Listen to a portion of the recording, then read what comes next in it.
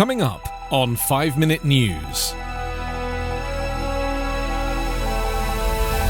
Prosecutor finds deputies justified in execution of black man.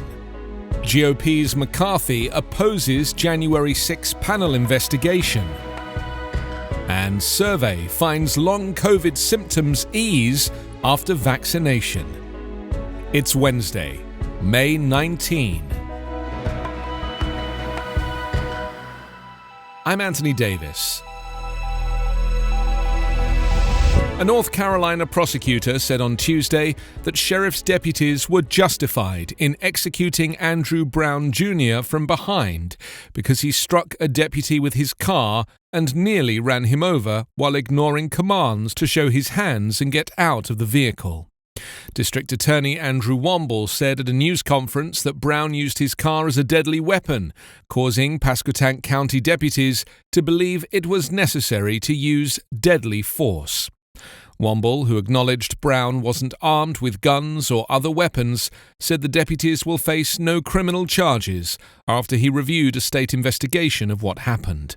The prosecutor also said he would not release body cam video of the April 21st confrontation between Brown and the law enforcement officers, but he played portions of the video during the news conference that news outlets broadcast live.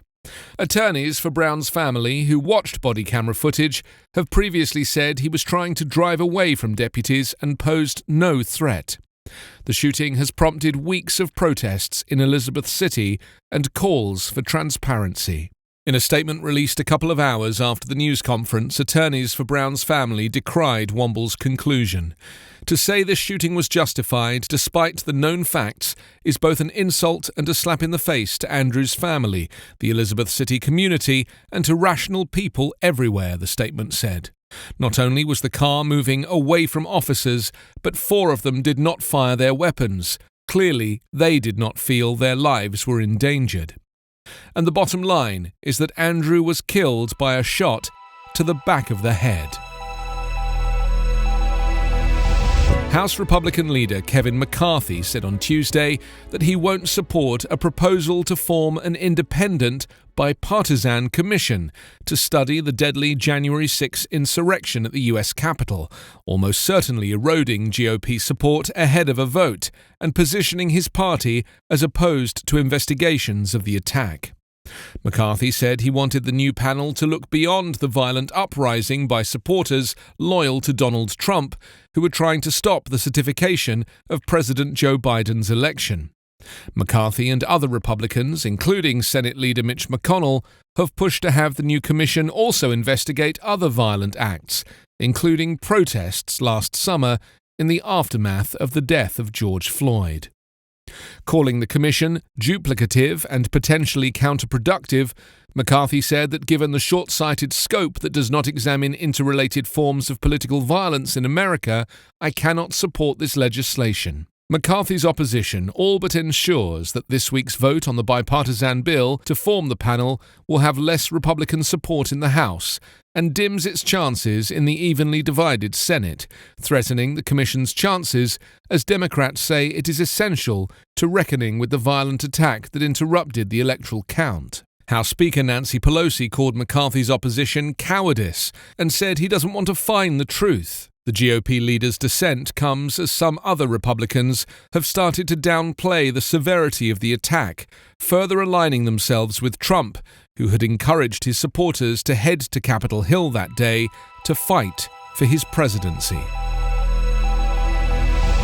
COVID-19 vaccines tend to alleviate the symptoms of long COVID, according to a large survey of more than 800 people that suggests mRNA vaccines in particular are beneficial. Though COVID-19 was initially understood to be a largely respiratory illness from which most would recover within a few weeks, as the pandemic wore on, increasing numbers of people reported experiencing symptoms for months on end. There is no consensus definition of the condition of these people who have symptoms ranging from chronic fatigue to organ damage, let alone a standardized treatment plan. As vaccines hit the mainstream, concerns arose that vaccination could precipitate relapses or a worsening of symptoms. But conversely, anecdotal reports suggest that vaccines helped some people with long COVID. The analysis, which is yet to be peer-reviewed, was based on a survey conducted by the advocacy group Long COVID SOS, involving 812 people, mostly white female participants, with long COVID in the UK and internationally, who were contacted via social media. In general, those who received mRNA vaccines, meaning Pfizer, BioNTech or Moderna, reported more improvements in symptoms compared with those who got an adenovirus vaccine. In particular, those who received the Moderna vaccine were more likely to see improvements in symptoms such as fatigue, brain fog and muscle pain, and less likely to report a deterioration, the analysis found. You can subscribe to 5 Minute News on YouTube with your preferred podcast app. Ask your smart speaker or enable 5 Minute News as your Amazon Alexa flash briefing skill.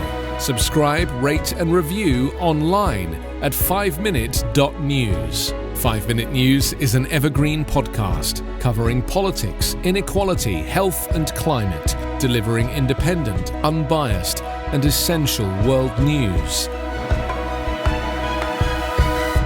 daily.